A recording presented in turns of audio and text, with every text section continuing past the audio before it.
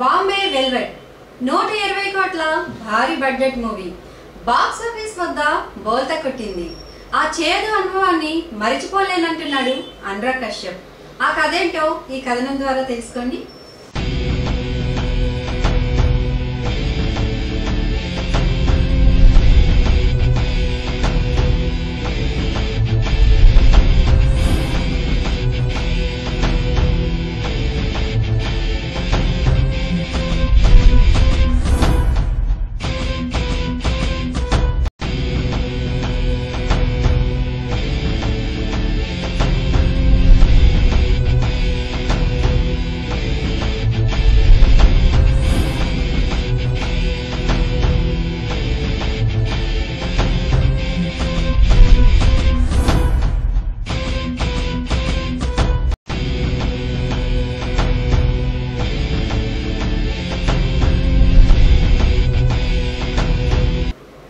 భారీ బడ్జెట్ తో చెయ్యి బాగానే కాలింది.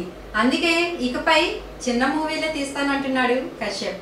ఆంధ్రప్రభ యాప్ ను డౌన్లోడ్ చేసుకోండి, ఇతరులకు షేర్ చేయండి.